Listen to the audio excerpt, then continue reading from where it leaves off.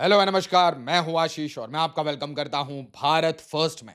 Now दोस्तों, भारत को आंखें दिखाई जा रही हैं, भारत को बोला जा रहा है we will destroy your economy. उसी टाइम में रशियन कंपनीज, रशियन रिफाइनरीज, अगर उनके स्टेक कहीं पे भी हैं, इंक्लूडिंग इंडिया, तो इंडिया की एक रिफाइनरी पे सैंक्शन लग जाता है। मार्क रट, नाटो के चीफ का स्टेटमेंट आता है। भारत इस टाइम में अमेरिका के साथ एक ट्रेड डील नेगोशिएट कर रहा है, जिसके बारे में बार बार खबरें छपी है कि अगले 48 घंटे में यह ट्रेड डील कभी भी नेगोशिएट हो सकता है। इसी के बीच में रशिया, इंडिया, चाइना के गेम्स चल रहे हैं। आरआईसी को रीएक्टिवेट करने की कोशिश है। व्लादिमीर पुतिन भारत विजिट करने वाले हैं। क्या Xi Jinping, Vladimir Putin, prime minister Modi की एक मीटिंग होने वाली है? क्या वेस्ट इस चीज से रैटल्ड है? क्यों यूके भारत को आंखें दिखा रहा है? क्यों यह बोला जा रहा है इंडिया इज द एनिमी? बहुत सारे डॉट्स हैं, बिल्कुल एंड तक देखेगा। बट इससे पहले इंडिया फर्स्ट पे जाइए और जाके लेफ्टिनेंट जनरल पांडे साहब का बहुत प्यारा सा, बहुत डिटेल्ड पॉडकास्ट है शत्रुबोध पे। भारत के नेबरहुड में क्या क्या चल रहा है, इसे बिल्कुल गौर से एंड टू एंड देखिएगा और इसे अपने सारे ग्रुप्स में शेयर करिए। नाउ अपनी कहानी पे लौटते हैं। इंडिया ट्रैप हो चुका है between China, Russia and US. क्या यह कहानी है? क्या इंडिया की स्ट्रैटेजिक ऑटोनॉमी एक परेशानी बन जाती है एट टाइम्स? और यह एक बहुत इंपॉर्टेंट केस स्टडी है, कैसे geopolitical global western pressures Bharat के ऊपर पड़ते हैं ताकि वेस्ट अपने हिसाब से भारत को दबा सके, ट्रेड डील्स निकाल सके, अपने प्रोडक्ट्स को बेच सके। और यह स्टेटमेंट, आपको नहीं लगता कि पार्टनर्स एक दूसरे से ऐसे बात नहीं करते? स्ट्रैटेजिक पार्टनर्स, इंडो पैसिफिक की बात करने वाले लोग, वो आपस में ऐसे बात नहीं करते कि we will destroy India's economy. Now इससे पहले आप सबसे पहले मेरे टेलीग्राम ग्रुप को ज्वाइन कर लीजिए ताकि सारी वीडियोस की नोटिफिकेशन आपके पास आ जाए। Will crush your economy. US का एक सेनेटर अचानक से, लिंडसे ग्राहम, ये इतना अचानक से ऐसे स्टेटमेंट क्यों देने लगता है? Will crush your economy, US senators big, Russia warning for India and China. 400% tariff लगा देंगे, 500% टैरिफ लगा देंगे, सैंक्शंस लगा देंगे। यूरोपियन यूनियन सैंक्शंस लगाने की बात क्यों करता है? ये सैंक्शंस भारत के गुजरात की एक रिफाइनरी पे क्यों लगती है? बड़े सारे डॉट्स हैं। और यहां पे ब्लूमबर्ग लिखता है India is getting squeezed between the US and China. क्या क्वेश्चन सिर्फ यूएस चाइना का है, या फिर यूएस रशिया चाइना के साथ इंडिया अपने बेट्स को कैसे हेज कर रहा है? क्या भारत Su-57 ले रहा है, F-35 ले रहा है, या फिर फ्रांस के साथ कुछ डील्स करना चाहता है जेट इंजन्स की? बड़ी सारी क्वेश्चंस है, एक एक करके देखते हैं। बट दोस्तों याद रखिए, यह सब कुछ ऑपरेशन सिंदूर से भी लिंक्ड है। भारत ने रीसेंट टाइम्स में अपने मसल फ्लेक्स किए और इसके कारण बड़ी सारी वेस्टर्न कंट्रीज वो भारत से नाखुश है। और इसीलिए आपको और मुझे यह समझना जरूरी है कि कैसे, हाउ द वर्ल्ड वर्क्स। बहुत सारी कंट्रीज साइलेंट थी, बहुत सारी कंट्रीज ने पीछे से सपोर्ट किया, बड़े सारे पार्टनर्स हमारे अगेंस्ट खेल रहे थे। और ऑपरेशन सिंदूर के बाद, इसके रिसाउंडिंग सक्सेस के बाद, रिसाउंडिंग विक्ट्री के बाद, जिस वेपन सिस्टम ने भारत को मदद की वो टेक्निकली नॉन वेस्टर्न वेपन्स थे, वो वेस्ट के वेपन्स नहीं थे। और उन्होंने टेक्निकली वेस्टर्न वेपन्स को ठोक दिया। और इस ठोकने के बाद वेस्ट रटल होकर उल्टे सीधे स्टेटमेंट दे रहा है। इसी के साथ भारत भी अपने बेट्स हेज कर रहा है। 61,000 करोड़ प्रोजेक्ट, क्या भाई जेट इंजन का प्रोजेक्ट हम फ्रांस के साथ चलाना चाहते हैं? साथ ही साथ आपको बताना चाहिए कि भाई एक इंफॉर्मेशन वॉरफेयर चल रहा था अगेंस्ट रफाल इतने गिर गए। याद रखिए, डोनाल्ड ट्रंप के जो स्टेटमेंट्स हैं ये बिल्कुल केयरफुली कैलिब्रेटेड। आप ट्रंप को मूर्ख मत समझिए, ट्रंप ने केयरफुली कैलिब्रेटेड स्टेटमेंट्स बार बार दिए हैं। कभी वो ऐसे स्टेटमेंट्स देता है कि भाई देखिए ये 1000 ईयर वॉर है, एसेंशियली वो माइग्रेंट के अगेंस्ट जो हेट है वो फैलाना चाहता है अपनी कंट्री में, ये दिखा के कि भाई देखिए ऐसे इन्वेजन आया था भारत में, किस तरीके से यहां पे कन्वर्जन हुआ और फिर 1000 साल का ये प्रोग्राम बन गया। तो अपनी अपनी स्ट्रैटेजी होती है। साथ ही साथ ये जेट्स गिरने वाली बात क्यों? क्योंकि भाई वेस्टर्न वेपन्स के अगेंस्ट लड़ रहा था भारत। याद रखिए, सामने पाकिस्तान तो था बट वेपन्स किसके थे? चाइना, वेस्ट, तुर्की। तो वो अपने वेपन्स को कहीं ना कहीं जस्टिफाई करेंगे। साथ ही साथ S-400 के ऊपर भारत ने कह दिया कि हमें एडिशनल बैटरीज चाहिए, बिल्कुल। और ब्रह्मोस की सक्सेस स्टोरी किसी के सामने छुपी रही है। ब्रह्मोस का जो रेंज है वो बढ़ता जा रहा है। ब्रह्मोस हर फाइटर जेट में लगने की बात हो रही है। इनफैक्ट ये जो सोर्स कोड वाली बात थी कि रफाल के सोर्स कोड चाहिए, वो क्यों चाहिए? ताकि हम अपने वेपन सिस्टम्स को इंटीग्रेट कर पाए।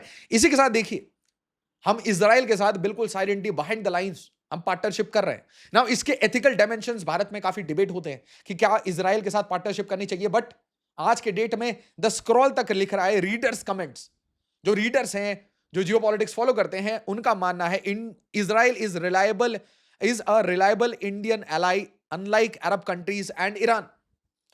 ओआईसी हो गया, ईरान हो गया, सऊदी हो गया, यूएई, कतर, ये कभी भी अपना स्टांस चेंज कर सकते हैं डिपेंडिंग अपॉन वेस्टर्न क्या प्रेशर है, इंडिया के साथ क्या रिलेशन है।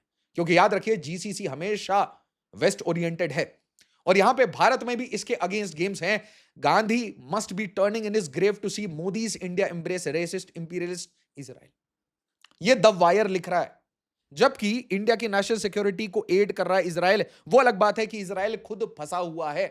नाउ यहां ध्यान से देखिए, 38 दिन के बाद एक F-35B यूके का एक F-35B 38 दिन के बाद फ्लाई आउट करता है। बट यहां देखिए, UK fighter jet stuck in India, तो हमने उनको हैंगर वैंगर दिया, हम उनके साथ ट्रेड डील नेगोशिएट कर रहे हैं। Yes yes my friend, but UK से, और इसे आप ध्यान से समझिए, इसे पॉस्चरिंग बोलते हैं। एक साइड से आप ट्रेड की बात कर रहे हैं, एक साइड में आप फ्रेंडशिप की बात कर रहे हैं, एलाई बनने की बात कर रहे हैं, दूसरे साइड से आपके आर्टिकल्स आते हैं। टॉम शार्प ये क्या लिखते हैं, India is an enemy not a friend और अ न्यूट्रल, और इमेज किसकी लगाते हैं, व्लादिमीर पुतिन की। मतलब anybody who is pro Ukrainian, west में जितने भी लिबरल लॉबी बैठी है, प्रो वॉर लॉबी बैठी है, वो चाहती है इंडिया को भी to treat India, to treat Iran, to treat Russia, China as equally. क्यों? क्योंकि टैसिटली, मतलब बिहाइंड द लाइंस, इंडिया जब रशियन ऑयल खरीदता है तो उनको ऐसा लगता है कि भाई दिस इज ब्लड मनी। वो अलग बात है यूरोप जब सेम काम करता है, यूरोप फर्टिलाइजर खरीदे या ऑयल खरीदे, तो इनकी आंखें बंद हो जाती है। But what is the real fear? The real fear is are these two images कि व्लादिमीर पुतिन और प्राइम मिनिस्टर मोदी मिलते हैं जब नाटो की समिट चल रही थी, बाइडेन का काल था। आज ये ट्रंप वैसा ही बिहेव कर रहे हैं, क्योंकि उनका ऑब्वियसली जो पुराना डीप स्टेट है वो एक्टिवेट हो चुका है। मतलब प्रेशर्स भारत के ऊपर बढ़ते जा रहे हैं। साथ ही साथ आरआईसी को एक्टिवेट करने की बात है। ब्रिक्स पे वैसे भी, डी डॉलराइजेशन पे वैसे भी ट्रंप स्टेटमेंट इशू कर चुके हैं कि भाई जो भी डॉलर के अगेंस्ट खेलेगा, उसके अगेंस्ट इंडिया, उसके अगेंस्ट अमेरिका बुरी तरीके से सारे गेम्स खेलेगा। Will destroy the economy, will destroy the country. Simple सी बात है। मतलब अमेरिका के हेजेमनी को, उसके डॉलर डोमिनेंस को बिल्कुल चैलेंज मत करिए। Soon India must choose a side. एक महीने पुरानी न्यूज है ये सारी, और उसके बाद अब देखिए नाटो चीफ सबकी स्टेटमेंट आएगी। तो जो कहा वो एक्चुअली में कर दिया। Russia's Rosneft slam EU sanctions on India's Nayar refinery. क्यों? नयार रिफाइनरी मिस्टेक्स थे रशिया के, तो रशियन ऑयल सप्लाई चेन को हिट करना है, और इसका दर्द चाहे अपने एलाई को हो ना हो। यूरोप खरीदता रहे तेल और गैस, फर्टिलाइजर, कोई फर्क नहीं पड़ता, अपने इंटरेस्ट सर्वोपरि हैं। इंडिया क्या फर्क पड़ता है? इंडिया की एनर्जी सिक्योरिटी क्या फर्क पड़ता है? इसी के कारण इंडिया स्ट्रैटेजिक ऑटोनॉमी मेंटेन करता है, क्योंकि सामने वाले गोरे जो हैं उनको हमेशा से ये लगता है कि क्योंकि हमने इन्हें रूल किया, we are the colonial powers, we are the successor of UK, तो हम इन्हें सारी डायरेक्शंस बता सकते। और इसी के कारण इंडियन गवर्नमेंट हमेशा इसको पुश ओवर करती है। बट याद रखिए, ये प्रेशर्स बढ़ रहे हैं। मैं आपको बता रहा हूं, India $15 billion oil exports to EU at risk amid new Russia sanctions. फिर नाटो का जो चीफ है, जिसका कोई लोकस स्टैंडाई मतलब उसका कोई मतलब नहीं है। NATO is a military pact, it is a military pact to essentially save the Anglo Saxon world, या फिर अफगानिस्तान, इराक, ये सब की बॉम्बिंग करनी हो, सद्दाम हुसैन की बॉम्बिंग करनी हो, तो ये सब काम के लिए आता है। बट नाउ कलेक्टिवली मार्क रट वो क्या बन गया है, he has become a mouthpiece of Trump. तो मतलब आपको लग रहा होगा ये गलती से स्टेटमेंट्स आ रहे हैं कि मैंने वॉर रुकवा दी, मैं पापा हूं। देखिए, वॉर रुकवा दी क्यों? क्योंकि रशिया यूक्रेन नहीं रुकवा पाया। व्लादिमीर पुतिन को दोस्त बोला, बाद में बोला कि भाई पुतिन के ऊपर मैं मैसिव सैंक्शंस लेके आऊंगा, और पुतिन के साथ जो भी बिजनेस करेगा उसके ऊपर सैंक्शन लेके आऊंगा। पहले जेलेंस्की की बेइज्जती की व्हाइट हाउस में, और फिर अब वापस से हम सपोर्ट करेंगे जेलेंस्की को। अपनी मिनरल डील भी ले ली, तो अपने इंटरेस्ट में खेल रहे हैं, कोई कंट्री किसी के साथ नहीं खेल रही, याद रखिए। अब यहां ध्यान से देखिए, कलेक्टिव सिक्योरिटी बॉडी वो भारत को धमकी देती है, no mandate to threaten a sovereign nation like India with 100% secondary sanctions. जिस इंस्टीट्यूशन के पास ये कैपेसिटी नहीं है सैंक्शन देने की, वो धमकी दे रहा है। कुल मिला के बोलने का मतलब यह है, नाटो की जितनी मेंबर कंट्रीज है उनको एक नज दिया जा रहा है, नज, कि आप भी सैंक्शन लगाओ, आप भी इस केस को उठाओ, आप भी इसके ऊपर बात करो। मतलब अमेरिका के जितने भी दोस्त हैं, इंक्लूडिंग कनाडा, जर्मनी, फ्रांस, ये सब बात करें कि क्यों इंडिया रशियन तेल खरीद रहा है। इसके साथ साथ एक इकोनॉमिक इंटरेस्ट भी है कि इसकी जगह अमेरिका से तेल खरीद लो, महंगा तेल खरीद लो आराम से, हमारे वेपन्स खरीदो, रशियन वेपन्स मत लो, एक एक स्टेटमेंट में आपको दिखाऊंगा। Overreach and blurs the lines between security cooperation and economic coercion, coercion की बात है। और इंडिया की जो स्ट्रेटेजिक ऑटोनॉमी है, नॉन अलाइनमेंट है, अपने इंटरेस्ट के बेसिस पे, नेशनल इंटरेस्ट के बेसिस में हम एक्शन लेते हैं, सोवरेनिटी, इन सबको कहीं ना कहीं एक पेट्रोनाइजिंग एटीट्यूड के साथ दबाने की कोशिश है। साथ ही साथ India's oil trade with Russia is a strategic economic decision, not a geopolitical alliance. ये चीज कोई समझने की कोशिश नहीं करता। यूरोपियन यूनियन का फॉसिल फ्यूल इंपोर्ट वो बिल्कुल डिक्लाइन नहीं होता, 1% क्या ही डिक्लाइन होता है। साथ ही साथ फर्टिलाइजर, साथ ही साथ रॉ मटेरियल्स, जहां जहां आपको रॉ मटेरियल की जरूरत है तो आप यूक्रेन से भी ले लेंगे, रशिया से भी ले लेंगे। बट रट को आप ध्यान से देखिए, ये एसेंशियली ट्रंप की स्टेटमेंट दे रहा है, ट्रंप की धमकी किसी और के मुंह से आ रही है। व्हाट इट मींस कि ट्रंप प्राइम मिनिस्टर मोदी के साथ रिलेशन मेंटेन करते हुए पुश ओवर बनाना चाहते हैं भारत को। F-35 लो, सैंक्शंस लगा देंगे, ये कर लो, वो कर लो, एक एक करके आपको समझ आएगा कि it is essentially becoming a mouthpiece of Trump. तो यहां पे ध्यान से देखिए, India rubbed US the wrong way with arms purchases from Russia. अब ये स्टेटमेंट कहां से आता है? US secretary of commerce Howard Lutnick, इसने भी ऐसा ही वीडियो, पूरी वीडियो इसकी वायरल हुई थी कि भाई आप रशिया से वेपन्स मत लो। उसके बाद ये स्टेटमेंट्स कि मैंने ट्रेड देके वॉर रुकवाई, आई स्टॉप द वॉर, मैंने सीज फायर कराया। उसके बाद फाइटर जेट पे स्टेटमेंट, हर जगह कोशिश क्या है कि ग्लोबली इंडिया के ऊपर प्रेशर हो। ग्लोबली ये जो स्टेटमेंट दिए जाते हैं, इससे भारत की ऑपोजिशन, उनको कुछ आर्सेनल मिले, भारत की सरकार पे प्रेशर बने, और जब भारत की सरकार के ऊपर एक्सटर्नल इंटरनल प्रेशर होता है, तब you can push over a trade deal, you can push over a fighter jet deal. तब आप बोल सकते हैं कि यार फ्रांस से मत लो, रशिया से मत लो, हमसे लो। इसी के साथ एक ट्रेड डील के नेगोशिएशन, जो कि हर 3 दिन पे एक हेडलाइन आ जाती है कि अगले 48 घंटे में, 72 घंटे में एक ट्रेड डील होने वाला है, मिनी ट्रेड डील होने वाला है, सब कुछ बढ़िया होने वाला है। बट सब कुछ बढ़िया होते होते ये सारे स्टेटमेंट्स जो पैरेलल दिए जाते हैं, ध्यान से देखिए। फिर से एक senator, India caught in crosshairs of US bill against Russia, US senator says Russia sanctions bill will be economic bunker buster for India. ध्यान से, मैंने आपको क्या बताया था, मेरे जितने वॉचर्स हैं इंडिया फर्स्ट के, कनेक्टिंग डॉट्स के, स्टडी आईक्यू को, सबको पता है कि मैं एक बात बार बार बोलता हूं, आप एज एंड व्हेन इंडिया के अंदर बैठे बैठे लोग वो ये कह सकते हैं कि आपकी पर कैपिटा इनकम कहां है, भाई उनको नहीं फर्क पड़ता। आप लिस्ट में नंबर 4 पे आ चुके हो, पर कैपिटा इनकम तो बाद में आ जाएगी। अगर आप पॉपुलेशन सुधार लोगे, बांग्लादेशियों को लाना बंद कर दोगे, हाँ अगर ओपन डोर रखोगे तो अफगानिस्तान, पाकिस्तान, बांग्लादेश सबको उठा के रख लो, मलेशिया, सिंगापुर, सब जगह से लोग ले आओ, कोई फर्क नहीं पड़ता। आपका कभी बेस कांस्टेंट नहीं होगा, आपका कभी बेस डिक्रीज नहीं होगा, स्टेबलाइज नहीं होगा, तो काम नहीं होगा। One of the reasons is population. But सामने वाली कंट्रीज ये नहीं देख रही, सामने वाली कंट्रीज 2 चीजें देख रही है। We have a tremendous amount of domestic demand, we have tremendous capacity to build domestically, Atmanirbhar Bharat, make in India. We have tremendous economic size now, $4 trillion पे you become a behemoth to become the next challenger.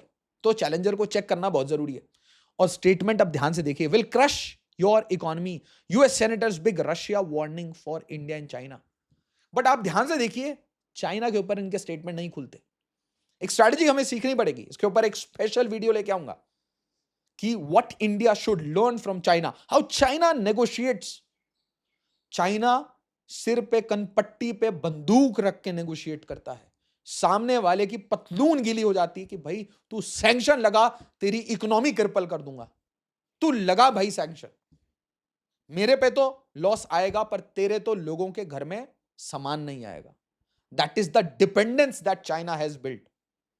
आप समझिए, coercion उसके साथ होता है जो आत्मनिर्भर नहीं होता, बट कोवर्जन उसके साथ तो बिल्कुल नहीं हो सकता जो आत्मनिर्भर के साथ साथ दुनिया का सबसे बड़ा एक्सपोर्टर बन जाए, जो कुछ क्रिटिकल एलिमेंट्स, कुछ critical material manufacturing items, precision engineering के आइटम्स आप एक्सपोर्ट कर रहे हैं।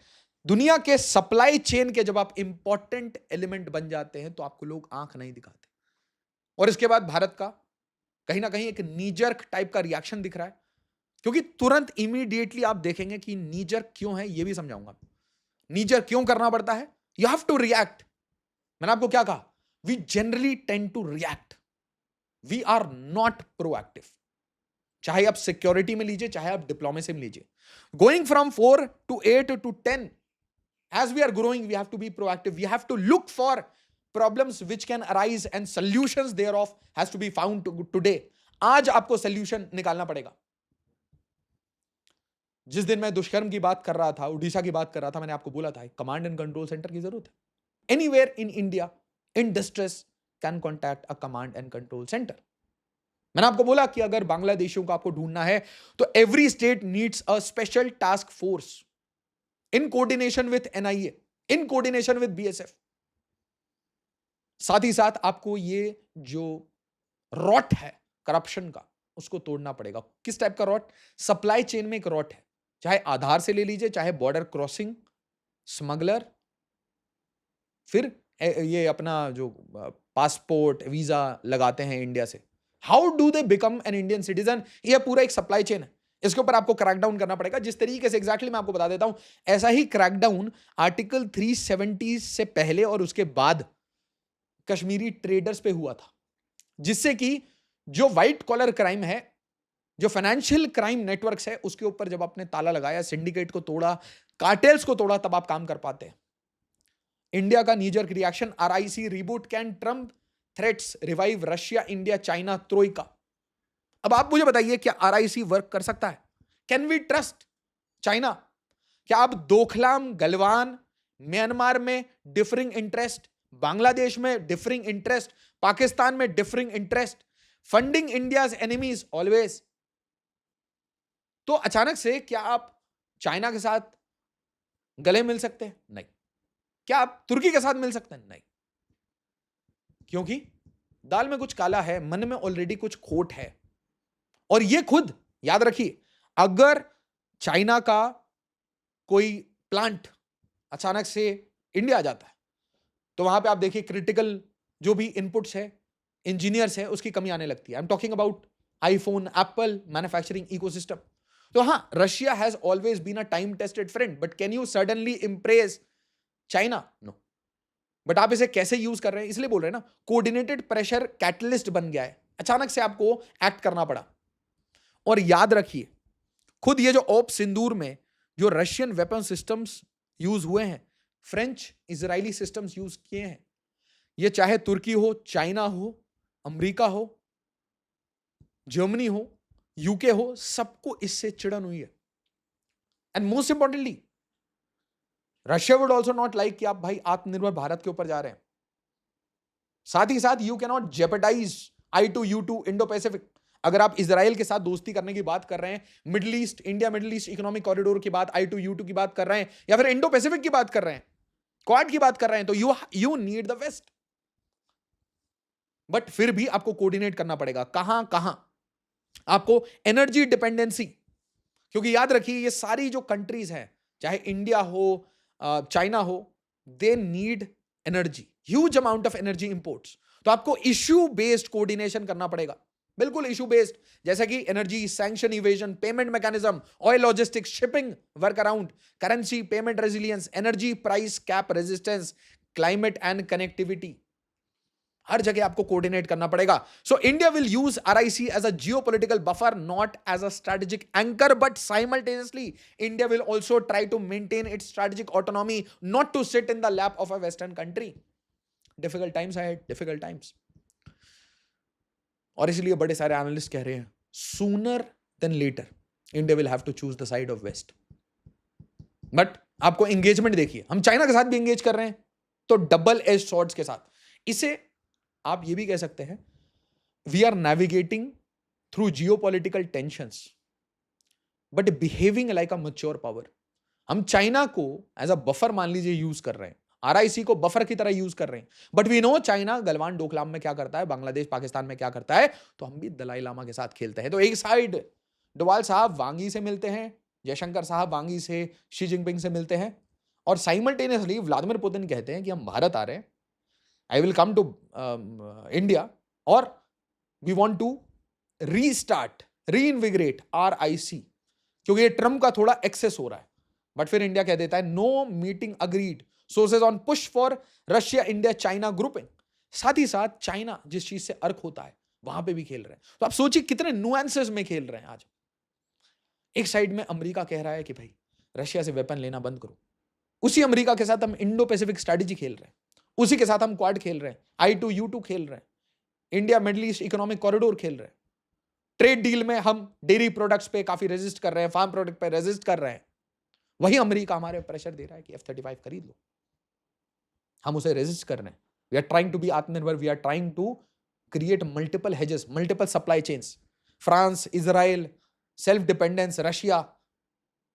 How India should approach the Dalai Lama succession issue. अब ध्यान से सोचिए कि जिस कंट्री के पास S-400 है, उस कंट्री को क्या अमेरिका F-35 देगा? सबसे पहले कहानी आई कि F-35 हमें देने वाले हैं। फिर कहानी आई कि भाई S-400 जिसके पास होगा उसे F-35 नहीं मिलेगा। फिर कहानी आई कि इंडिया Su-57 के ऊपर काफी सीरियस है, ट्रांसफर टेक्नोलॉजी, प्रोडक्शन। तो क्या ये सारा प्रेशर Su-57 के लिए है? क्या ये सारा प्रेशर F-35 बेचने के लिए है?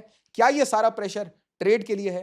क्योंकि जिस तरीके से गोरा भालू ये अचानक से एंड में एकदम पागल हो रखा है, he is rattled, always giving statements on India Pakistan, always operation Sindoor, nuclear flash point. That simply means जब भी ऐसे स्टेटमेंट बहुत ज्यादा आ रहे हैं, इसका मतलब behind the lines there are hectic negotiations. और इन हेक्टिक नेगोशिएशंस में आप ही बताइए ना मुझे, द रेजिस्टेंस फ्रंट के ऊपर सैंक्शंस लगते हैं ऑपरेशन सिंदूर के बाद, और ऑपरेशन सिंदूर के बीच में IMF से बेल आउट आता है और पाकिस्तान की हेल्प ली जाती है। किसके लिए? To strike Iran. Lot of games are going on and this is the time for India to seek more maturity, to be more proactive. Proactive मतलब आप ये समझ लीजिए, व्हेन आई से प्रोएक्टिव तो इसका मतलब क्या होता है? प्रोएक्टिव मतलब behave as if you are in a war. Don't say you are in a war, behave as if you are in a war. एक वॉर टाइम सिनारियो में आप 365 डेज 24/7 अपने आत्मनिर्भर प्रोजेक्ट पे काम करते हैं in all sectors. You tell your CEOs, your founders, your conglomerates, your espionage agents, your investors to get something for India's interest. This is the time that quietly India should bolster its own manufacturing capabilities, defense capabilities, because coming times will test all the waters, whether it is Leh and Ladakh, whether it is the India-Pakistan border, India-Bangladesh border, Siliguri, Myanmar, Bangladesh. I see that region being activated, and most importantly, we also need to look at the Indo-Pacific region, particularly the Indian Ocean region.